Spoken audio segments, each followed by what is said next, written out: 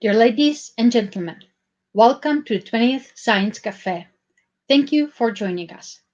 Science Café is jointly organized by the Czech Center Brussels and the representation of Southern Moravia to the EU with the support of the Embassy of the Czech Republic to the Kingdom of Belgium. Due to the pandemic, we broadcast today from the Southern Moravian region. My name is Pavlína Pancová-Šimková and I am your host. Science Café is an open forum where members of the public can meet distinguished scientists and discuss topical issues. It is not a formal lecture or panel debate, but opportunity for everyone to ask questions and express their opinion. There is no stupid question. We want to make sure that we address your most emerging queries and concerns about today's topic. Therefore, you can ask your questions on all platforms that we broadcast. It is my pleasure to welcome Miroslav Trnka from the Global Change Research Institute, Czech Academy of Science. Professor Trnka has dedicated his scientific career to investigating the impact of climate change. His research has focused on drought climatology and methods of drought assessment and monitoring. Professor Trnka is also a founding member of the INTERSUCHO team, and a unique tool for displaying drought intensity in the Central Europe. Also, since senior position at the Czech Global Change Research Institute, and also a position at the Mendel University in Brno. With Professor Trnka and you, we will mainly focus on drought.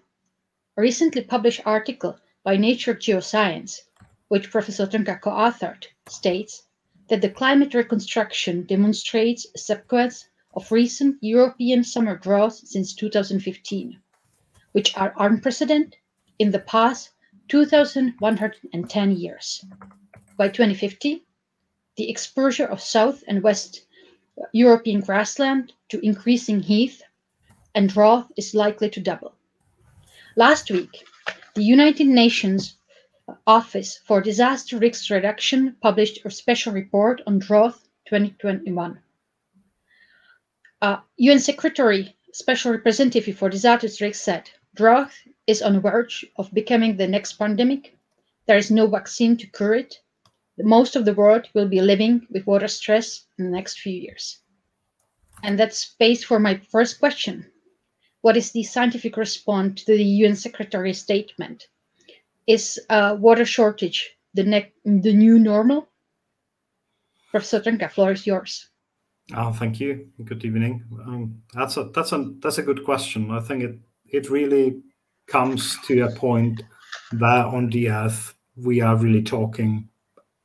If we would be in tropics, or would be in very north of the northern hemisphere, then we don't think that water is going to be less sort of available or more scarce than today. Perhaps on the contrary. On the other hand, in the sort of temperate regions, that's much more for the question. That's the area where the models are, in general, more uncertain. If you look at the climate change projections, most climate models agree that we get, on average, increase of precipitation in tropics and in some parts of subtropics, and we get an increase in the northern hemisphere in a very much sort of north of 55th parallel. So let's say Northern Europe, Canada, etc. On the other hand, when you look at the belt between these two, that's much less certain what's going to happen. There are big regional differences. That's the general trend. And the second thing is much more concerning. That comes with the warming.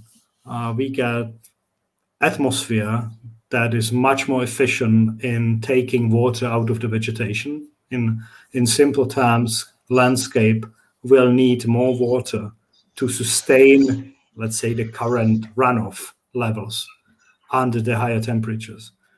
And it basically expands the area where we have, let's say, potentially lack of water, at least for some part of the year. And that comes on top of the growing population and growing demand for water. So we have combined two things. One is not a natural, but let's say an increase in human population and human consumption. And in many areas, we have climate stress that increases, let's say, probability of water shortages that are climatically induced. And when this comes together, that it can create a almost insurmountable problem. Because with pandemic, you can always find a treatment. You can sooner or later have a vaccine. For drought, you need only water to remedy it, but there are areas and quantities of water that you just cannot move. So it becomes both a security issue. It becomes a food security issue. It is a major it's a thing of major concern, and I have no doubt that UN is trying to work around it, and in the same time knowing the UN and how it works and what are their sort of abilities, okay, and let's say resources. It's not a fight they can win themselves. So it's going to have to be solved in much broader consensus of not only UN but individual states, groups of states like European Union, and globally, because it comes at the end as the risk for everyone. In that context, and you already touched upon that, can it actually lead to the disintegration of our societies as we know them? I mean, is our way of life a sustainable project, or is there you mentioned that there is a need for a change, but how big that change needs to be to actually achieve the sustainability? Again, that's a tough question, and I'm not expert on let's say the social aspects of drought and socioeconomic aspect of drought. I've only come across it occasionally. The things I know, at least from Europe and for Europe, we are pretty efficient with the way we use water. Yes, we can increase our efficiency. It will come with a cost, but that's certainly technically doable. And talking about the Czech Republic, yes, we have a very low consumption per capita, but still there is room for improvement. But it's going to be it would be costly. Still, on the other hand, in Europe, average consumption is over 100 liters per head daily, which is far more than in many other countries. And if you think about sub-Saharan Africa, for example, or some areas in the Indian subcontinent or Middle East, there the water sort of scarcity issue is even bigger, and the population pressure is much higher. So, and also dependency on agriculture is also much higher. So if we think what activity consumes the most water, it's not the humans themselves, it's usually the agriculture. In this respect, let's say Central Europe is not typical, because we are certainly not consuming water for agriculture too much. But Southern Europe, most of the arid region or semi-arid region, dry subtropics, that's typically area where you need irrigation to obtain sufficient harvest. And here, the future pressures are going to be much higher than are today. And again, there are solutions, but even without climate change, we would have trouble to sustain the consumption of water in many areas, in many aquifers, especially for underground water. With climate change, this becomes far more pressing issue, and basically climate change robs us of time that we would otherwise have to adapt and adjust. So it is a double threat, and we have to deal with it. And I think it sort of comes. That's the reason why water frequently comes in a debate as a thing of concern, potential cause for a war, simply because it is a resource without which it's very difficult for many societies to sort of imagine sort of habiting a certain area. you mentioned that there are solutions. So therefore, I would like to pick up on that and ask you, if there are solutions, what would be your advice for farmers? What would be your advice for policymakers? What are these solutions? Well, again, the solutions are locally specific. The one thing that frequently gets hidden is that we have a huge water trade. That's a reason why our colleagues, especially from Netherlands, when they come with the water footprint initiative or water accounting, they were pointing to the fact that yes, there is a huge trade and shift of water resources through food commodities between regions. And in many ways, it makes sense that you are transporting a food from areas where you have enough water and you can grow the food there, and you transport it to areas where there's less water. But what comes from this analysis frequently is that you sometimes have areas that don't have much water, and the water is a scarce resource. And you are transporting it to areas that are much better off in terms of water. So it sort of gives you a perspective, and that's one thing that should be addressed. The second, for policymakers, I think certainly look at the science and look at the independent and large, broadly based scientific evidence. Not at, let's say, a particular study, but again, for panel of experts that you can trust and that can lead, because even the experts will not know the answers immediately. It is an iterative process. For the farming, it really depends at the area where you are farming. If you are farmer in the Czech Republic, well, there is not much hope you will get irrigation water because we don't have much of it. And water we have is going to have to be used very sort of scarcely. And there is a big temptation, not only in Czech Republic, but in other regions, to somehow sort of bypass it, sort of to use underground water resources, and this is totally unsustainable usually. So I know the situation in Ogallala Aquifer in US, which supports a huge area for the farming in the United States. And unfortunately, there is not much agreement how to use the aquifer and how much water is there. And what happens is that the water is slowly going down, which shows that the more water is extracted than is being sort of renewed. And this is unsustainable. And we are talking about the wealthy nations that could probably live without this production.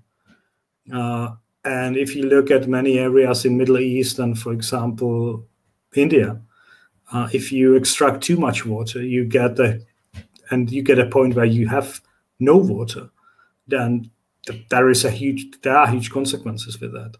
And I would advise both to the farmers and the policymakers that we have to be sort of mindful that, especially with water and underground water especially, but also with the surface resources, it is not an incremental problem. It comes to a point where there is simply not enough water. And then it's abrupt change with many sort of unwanted consequences. And you cannot transport water for irrigation over the long distances, or, as many projects around the world teach us, not without risk. So one should always sort of accommodate the local production to the local climate potential and the local water resources. And if you do something outside of these limits, that has to be funded by water from somewhere. And you have to always be sure that this is sustainable, or should be sure that this is sustainable. Otherwise, you will waste the money at the end.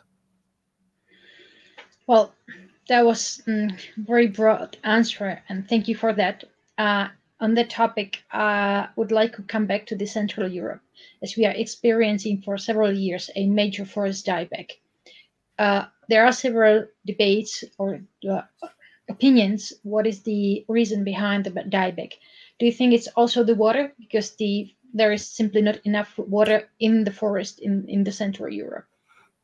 No, I mean it's not $1 million question. It's basically a very simple one. If you look at the three species, we are seeing a dieback.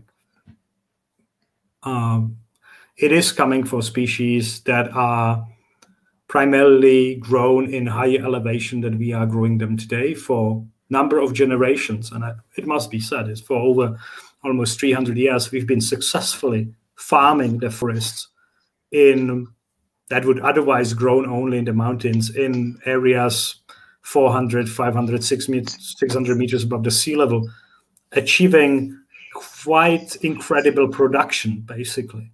And having a sort of forests that are full of timber that is high quality, easily extractable, and also the forestry system was supporting itself. So it was economical, it was efficient, it was a way to use the part of the landscape and provide number of services. But from 1990s, colleagues of mine at the institute, I mean, the current sort of management of our institute in that time, basically 25 years ago, based on the first studies of climate change impacts, warned that for the spruce and pine, the climate change will mean severe problems, likely decline, and it is advisable to sort of turn the typical or traditional forestry to something else. And it has been slowly coming. It was not ignored totally, not at all. I mean, there has been efforts, but these efforts sort of were too slow, and basically a climate change was coming too fast. It is very hard for a system that basically has a 100-year turnover to turn itself within 20 years without a major push. So my suspicion, I mean, this is a typical way of society approaching these problems. You have a scientist that are giving a warning, but society gets many warnings. And usually after the first or second event that sort of confirms the warning, then you have some action. Here with the forest, I would have to be fair, there was more efforts to sort of improve the forest health and change the management before the dieback, because the evidence was there, but it was not on the scale that would be needed to prevent it. And to your questions, yes, definitely the drought or the sort of disbalance in the water availability was the major cause of dieback. The bark beetle infestation, that was just a follow-up. That was sort of increased by other factors. But we can see a similar situation not only in Czech Republic, but also in neighboring countries, perhaps not on the level that we are seeing it here. But it is certainly concerning, and it is a major change. It's the largest change in the forest, certainly in my generation, I've ever witnessed. And unfortunately, it is likely to continue. Well, likely to continue is not positive to hear, but maybe we will now turn to something more positive. One of your topics when it comes to scientific work is modeling. So I came across one of the most quoted articles that you co-authored, which is called The Comparison of Ceres, Vodfrost, and Swap Models in Simulating Soil Water Content During the Growing Season Under Different Soil Conditions. Now, could you, more in the layman terms, explain what this particular research was about and what is the difference and why we actually need a different models? Okay. I would almost say it was a paper from my youth naivety with my then informal PhD supervisor. It was a great work in terms of having fun doing it. What we were trying to do, there was a big experiment, and still is, in Austria, where they measure very meticulously soil moisture and number of depths for 3 different soil profiles in incredible number of replicates. So there's a very, very good database that allows for testing various models. And we basically had a question. I mean, if you have this very complex behavior of water seeping into the soil, because it's certainly not trivial. We always try to understand what water does in a soil, and we can't simply look underneath it and watch it. So the easiest way is to model it. And therefore, we are using different modeling types or model types. And we showed that we basically took 3 different models, from very simple one to very complex one. And we shown that you don't need the most sophisticated model, that sort of a medium complex model is just enough to give you enough answers. And the second thing was that if you try to really understand, or if you want to model a soil water movement in the very high detail, then you need so much of data that you can do it only in very few places. So basically, for me, it was one of the key papers in terms of understanding the things I'm doing, because I realized, okay, it is important to choose the model of right complexity for your data. And that was the biggest lecture for me, and it is a general lecture. So if you try to model something, yes, one thing is to have a very nice and complex and inclusive model, but then the next thought should be, or perhaps even the first thought, what data you have to feed the model. If you don't have a good enough data, then it doesn't make sense to make a super detailed model that you have to estimate most of your parameters anyway. So that was, I hope, in simple terms, what we were doing in the time. Okay, thank you. You mentioned databases. You mentioned need of the high amount of the data. Open science, and especially open data, are highly debated on various levels within the EU, member states, national systems, programs, institutes. So what is your opinion about this European research policy?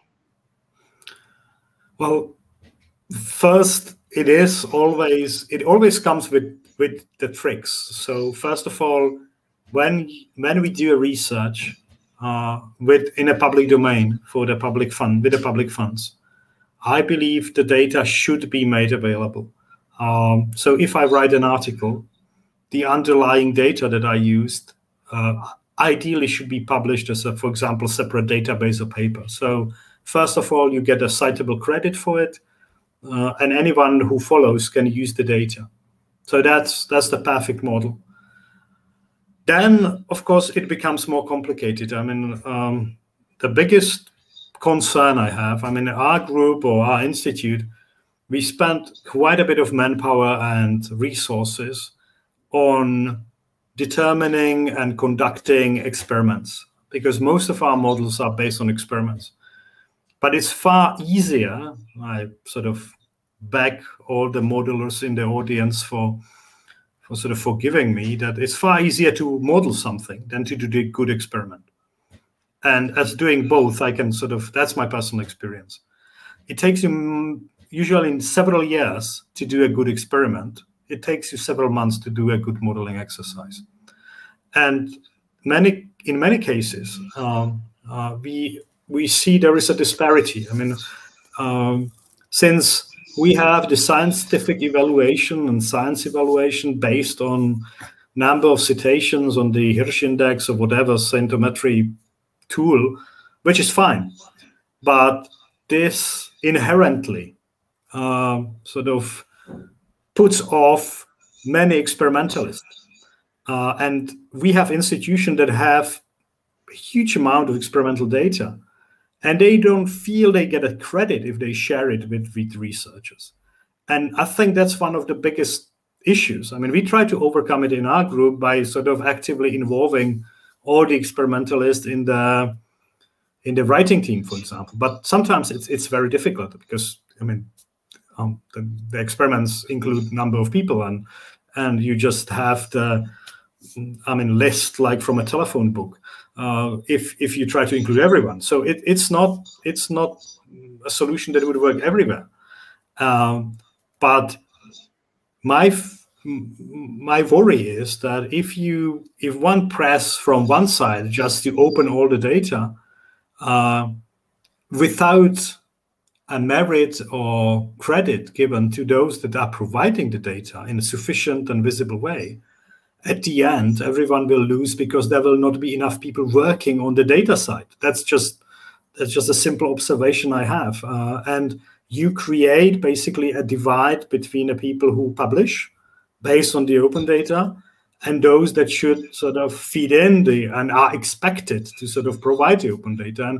And they are hesitant and resistant to do it many times. So, I mean, it is, I think it's a good direction, but we have to make it in evolution steps. That's my major advice, because I've been working with US agencies. They have the open data policy. It's possible to get data from almost for anything, at least in the climate science. But the data quality you get, that's sometimes really appalling. I mean, there you would be surprised. Compare what you get for paid service in European countries. That, at least on the climate field, there's a big difference. And I'm not saying that, I mean, for me, at least within Czech Republic and Central European context, collaboration with data providers like Mendel Institute has been tricky. But after years, we established some sort of stable relationship and predictable relationship. And then you can operate. You don't actually, I mean, the open data, it's always a question what it means, but the open data don't come for free. That's one thing. And you need a people to get a credit for providing open data. So I'm very much for the open data, but I also see the inherent risk that it's much easier to analyze the data than to gather them.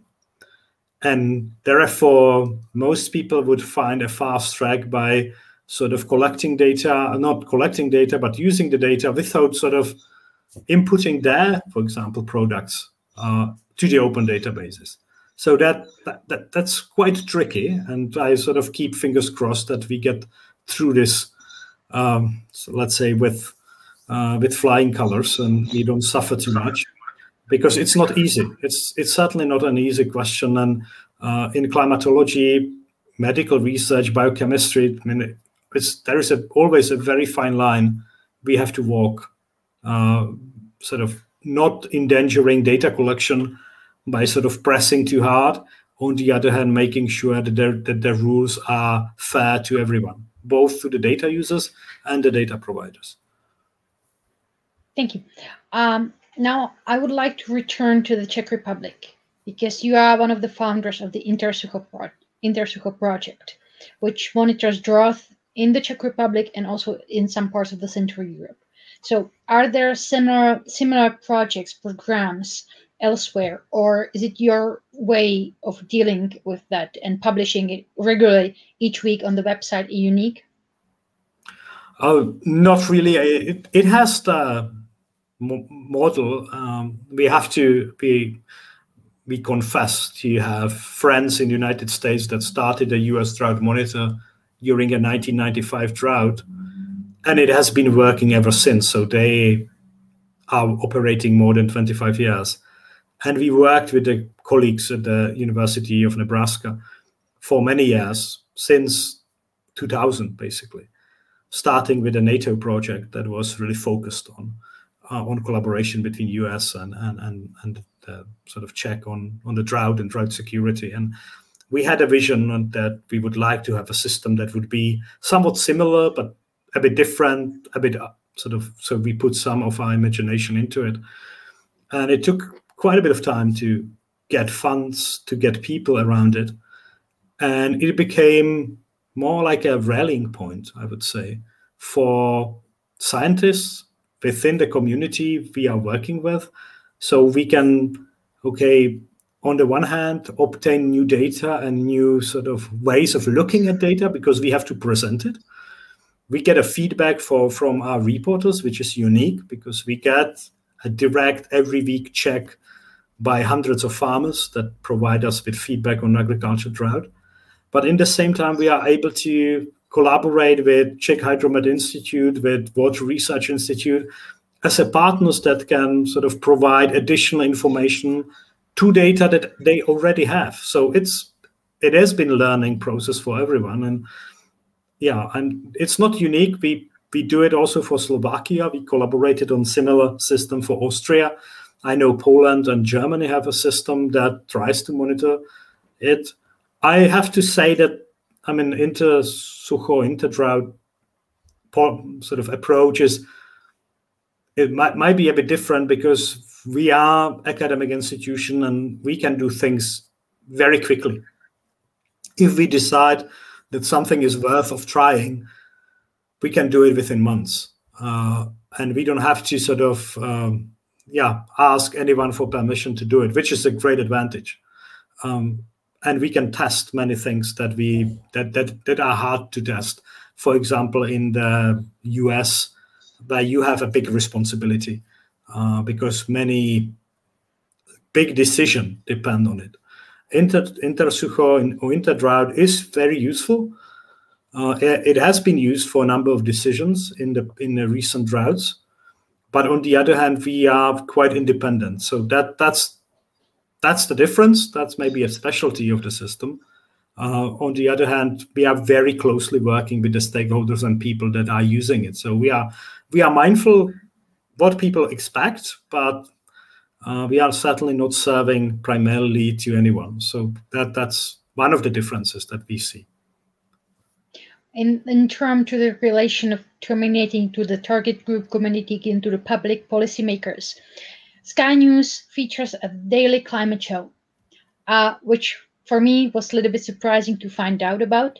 So do you think that for getting public even more interest in the issue and more aware of the issue, would be worth to have a similar show also in the region, or let's say at least in the European Union, to again target the attention? Well, maybe, yeah. Certainly, it is not surprising. I mean, in the US, there is a weather channel that runs for, I think, 30 years now. So there is a special station that only focuses on weather, and everyone talks about it. And within that, they have a climate show too. So it's not new. For Europe or Central Europe, yes, I think it would be helpful to sort of spread the message and try to educate people in understanding to the climate system and the weather patterns, weather extremes. I think it's more important than before. We travel a lot. That's what when I'm teaching students about extreme, I say, well, you never experience hurricane within Europe, but you have to know about it. Because you may be as a tourist, you may be as a professional in the area where the hurricane is coming, and you might have an idea to sort of weather it or live through it. And I try to explain that it's not a good idea. That's similar. It is not a thing from a movies, and nobody is going to come to your rescue because it's impossible. So we have to educate ourselves, and we should educate people simply because we will come through risks because of climate change that we haven't seen, but we can experience them in other countries. And in the same time, we have a lot of tourists going to areas which are hurricane prone, floods prone, and having a basic conscience and understanding how you behave and how the weather system can develop, and appreciate that in tropics, weather is very different to Central or Southern Europe. That's important knowledge in this global world. And yes, I definitely think we should work on this. In that context, there is a quote by John Steinbeck. It comes from his novel, East to the Eden. And he stated there that during the wet years, they lost all memory of the dry years. Do you think that we have a similar issue when it comes to when it comes to the general public and sometimes to the policymakers? So, because this year we are experiencing in the Czech Republic, let's say, more water, more rain than in previous years. Will it also happen that we actually forget that we will fulfill the Steinbeck's quote, he forgot about the dry years? Unfortunately, that's a typical way of sort of dealing with drought. Floods hurricanes, tornadoes have one advantage. They cause a structural damage that is immediate, and it basically imprints within the community. Because of the suffering and the damage and the losses the community suffers. So the good thing that comes from the bad is that the community usually tries to be better prepared for the next one. With drought, there is usually no structural damage unless there is a fire. And the dieback of the community usually is slow, and it's difficult to see in the first place. It also causes a big sort of decrease in the revenues that are coming. If you have floods, for example, in the area, usually, especially in the Europe or US, much of the property is insured. So you basically immediately after the emergency have available funds that you can use. And in many cases, the floods actually don't lead to the decrease of the gross domestic product, but it levels off or sometimes even slightly increases because of investment that comes on top of the flood. If you have drought that lasts several years and you cannot do anything during a drought to prepare or improve your ability to resist, that's basically usually a very negative impact on the economic performance of the country. But surprisingly, this is very much forget, as you say, when the rain comes. And a colleague of mine, Professor Willheid from the US, put it in a phrase that he calls a hydrological cycle. So you have a panic during a drought, and everyone would sort of approve any option that he could get hands on, build a new reservoir, build a new dam. But it doesn't make sense if you are in drought because there's no water to fill it. But when this ends, and you should be doing these things, well, there are other pressing issues of a day and it gets buried. So it is not a case of only our society. We know it from previous society, from Central America, from Middle East, which were stricken by long periods of drought, that they also forget about drought. And to be fair, if the drought never really affected the regions in such severe way, it's hard to blame them.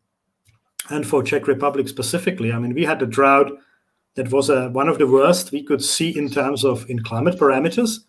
But because of many things that happened in the past, due to the construction of dams after the drought in 1947 and decline of the consumption after the 1989, we have been sort of lucky to have enough resources to basically weather a 5-year drought. If similar drought would come to California with a similar intensity, not sort of absolute terms, but meaning sort of relatively, the drought of this type, we would see much bigger disruptions. And again, I mean, the drought, which was quite severe, didn't cause the damage that would be irreplaceable. But if we would have consumption of water like we had in 1990, and the drought of 2018 hit us, or 2015 to 2019, I mean, we would be without water very likely after 1.5 or 2 years in many regions, not entirely, but that would be much bigger. The water would be much bigger issue than it was today. So on last years. So it is always a question when it comes. And I would frankly say, yes, we were partly lucky. Partly it was a preparedness based on the experience of the past generations. And also just a coincidence that just because of the economy and economical changes, we greatly reduced the water consumption compared with the infrastructure was prepared for. So just put it in perspective. According to plans from 1980s, I think the targeted level of water availability or water consumption was about 240 liters per capita. And we currently have about 100. So you have a huge reserve from the projection of the infrastructure that has been done years back. And despite the climate change and despite the drought, the infrastructure still held together in many cases just surprisingly well. In some areas, we get to a point where local politicians and local water managers were quite concerned, but it never sort of gets to a point where it would be unmanageable. But yeah, having added, if you add 3 more years of such drought, that would not be enough. And again, that's quite important to always realize this. We are not doing, we managed the episode quite well, and we have to analyze why that was the case, and we have to understand it. And also, I have to say, when we did the analysis of drought of last 5 years, and when we project the droughts that we have in the future, towards the end of the century, this would be much more a regular event rather than exception. So imagine that we can be pushed much more outside the envelope for which the infrastructure has been made ready in mid-20th century, where water was relatively ample and we had good rains almost entire year and droughts were scarce. So that would be my answer. You mentioned that your recent analysis, the analysis of the 5-year drought, in that term, which scientific questions are you the most eager to answer? What is the question for you, the $1 million question? I mean, the question, I always try to work on things I'm doing just right now. But if I would like to understand something, that would be a probability and forecastability of drought. So really understand a drought globally rather than on a regional level. Try to understand how droughts and wet events are connected in order to be able to estimate better the patterns. That's, for me, I mean, even though a climate system is a chaotic one and long-term predictions are very difficult or impossible, basically, by definition, drought is slightly different in this sense. It works on different time scale. Still, it's chaotic. But I believe we can significantly improve our ability to forecast drought events, meaning globally, not just for the local area. And given the importance of drought, I think that's the burning question I have in my mind, sort of trying to understand it. Well, then hopefully one day you will manage your answer. I have a slightly very different question, which is connected to one of your interviews.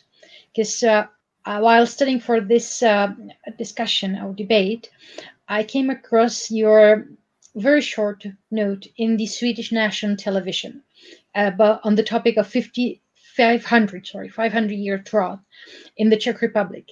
And I was so little bit surprised, and I would say more than a little surprised, how it happens that the Czech drought actually gets into the Swedish national television.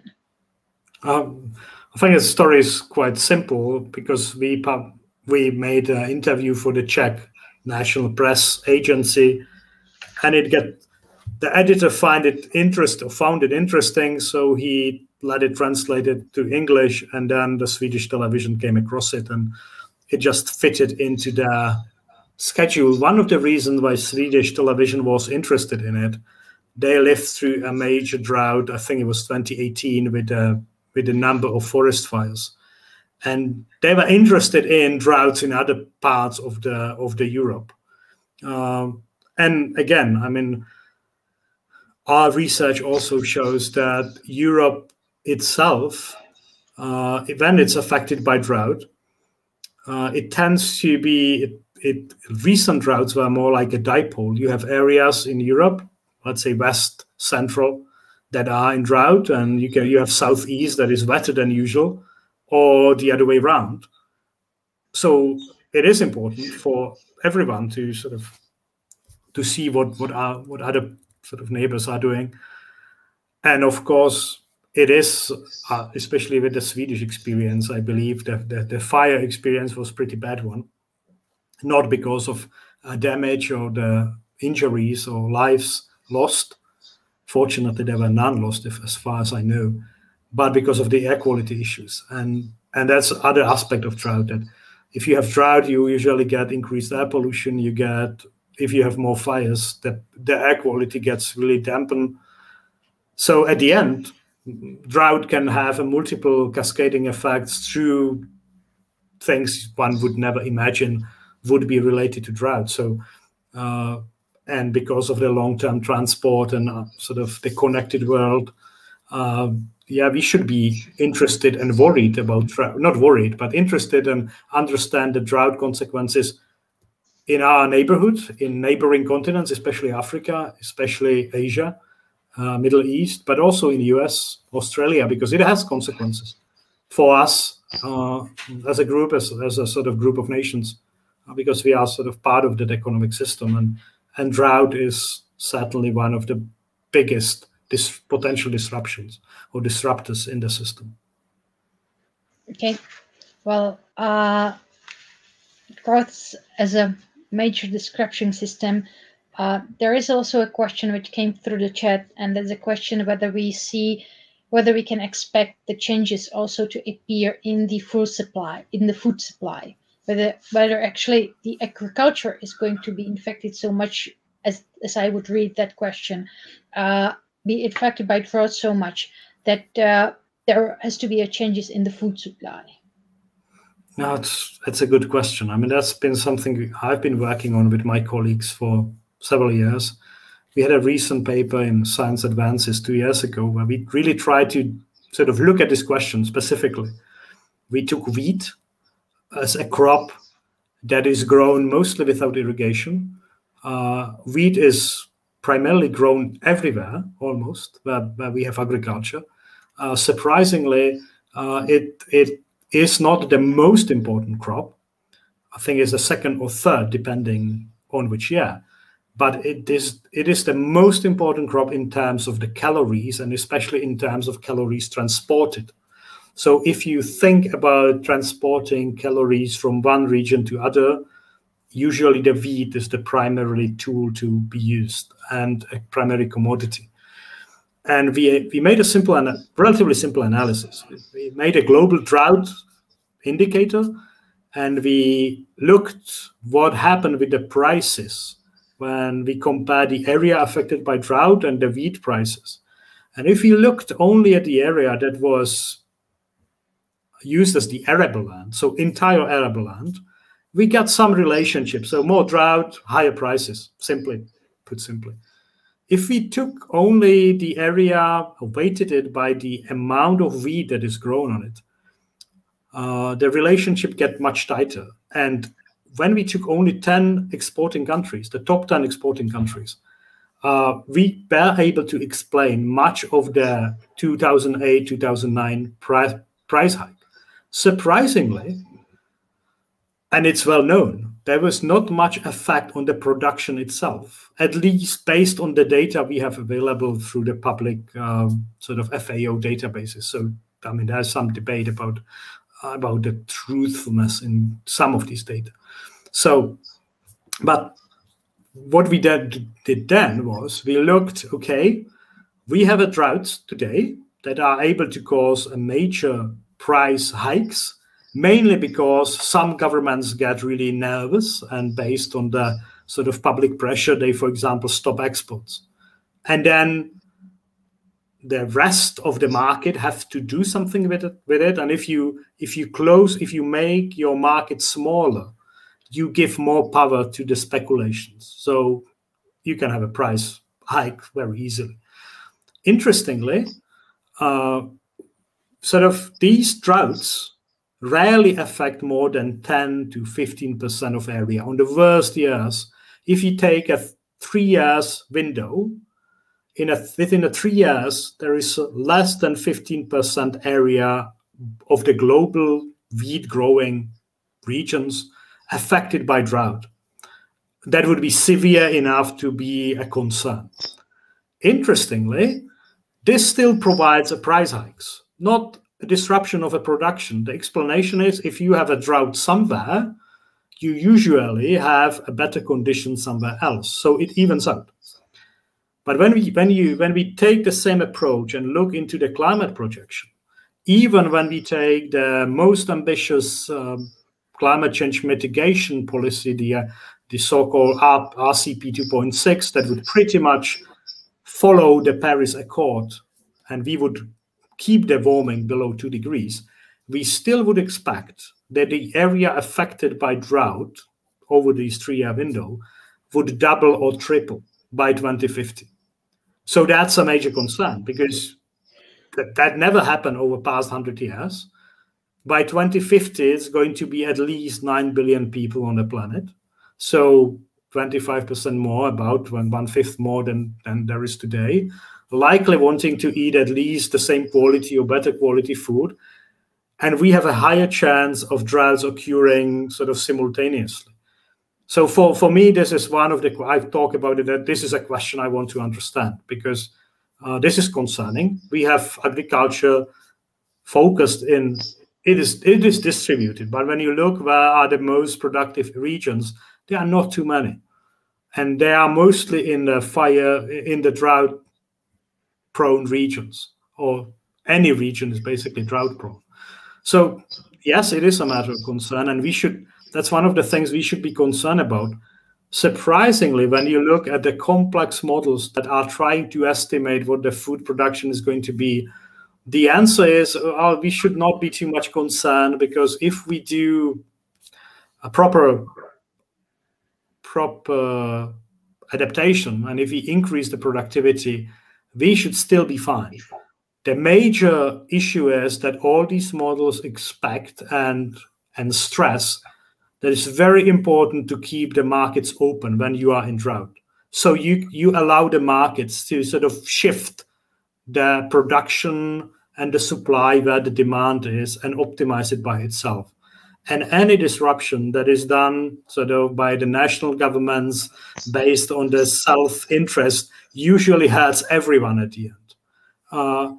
That's one of the messages that come from from colleagues that are working with these complex models, for example, at the ASA in Luxembourg, and that's very clear. But it's very difficult to sell to the public and to the policymakers, because if you remember drought in 2010 in Russia and India, one of the first and very popular measure was we close the exports, we shut the exports. And that was the primary cause for the price hike. Not the only one. The drought was still the sort of driving factor. But what we did with the information, that's important. And you can make a sort of a fire much worse if you put a gasoline on it. Well, you mentioned concerns, difficulties. You mentioned constraints to communicate the drought to the public, and the messages which are connected to the response of the society. Is there a positive side in terms, let's say, a higher quality or higher priced products being grown elsewhere or being findable elsewhere, or is there just the negative side? Can we actually mention something positive? I think the drought is something we always have had to work with as a farming community. Any farming community was, to smaller or bigger extent, faced with drought. There are very few agricultural regions that haven't experienced drought. So I always see, yes, there are opportunities, but I think if you look at the global agriculture system as such, as sort of in its complex, it sort of makes you think that it is an opportunity. I mean, if we have this, let's say, almost a drought pandemic that might be coming, if the globe is facing it together, we have a good chance of sort of weathering it. But it also requires sort of forward thinking. For example, in Europe, Europe is known to have a surplus of sort of productive capacity. And if we sort of think only about the services for European citizens that the region or the landscape is allowing us, and water we have, then yes, we can greatly improve the quality of life of citizens, which is, of course, the primary concern of the governments. But we should be also mindful that changes happening elsewhere, and ability to sort of maintain sort of a positive effect on, for example, global food markets. I mean, and it comes with a big responsibility. I see we as basically Europeans have a big responsibility on, we have the ability to produce more food than we need. And you need to have a redundancy in the system. In Europe, we pay for the agriculture policy quite a big part of the budget. And overproduction, that is frequently mentioned, that's the downside of it, or it's seen as a big downside. But if you take it globally, and if you would think that every nation would sort of get rid of the surplus, get rid of the redundancy, and just optimize it perfectly, so you sort of balance the production perfectly with all of the other services, and you don't have any reserve in the system. Well, just think about the COVID-19 pandemic. How sort of lucky or happy were we in the Czech Republic, especially, that we have relatively high number of emergency beds in the hospitals. That is not used for most of the time, but that was the time when it was needed, it was used up to the limit, and that was the case of most of the countries. So if you think about the health system as being a black hole where you can invest sort of huge amount of money, well, without it, it would look like a medieval times without any cure and any hope for most of the severely sort of sick people. And we should take that as a lesson, that when we think about the system, the efficiency is one thing and the redundancy is important. It is not efficient, but you have to also look at a system that is enough redundant so you can survive the episodes of, for example, drought, but it could be other problems that will be associated with climate change, not only drought, like heat waves, frost. So more diverse, enough reserve built in, that's a hope. I don't think it also provides Europe with a unique soft tool for diplomacy and positively influencing the world around us. So it gives us some sort of leverage with many of the countries, and will give us a leverage for the future. And we should sort of be mindful of it and not give it up, easily, or think about it when we are sort of looking at other uses of the landscape.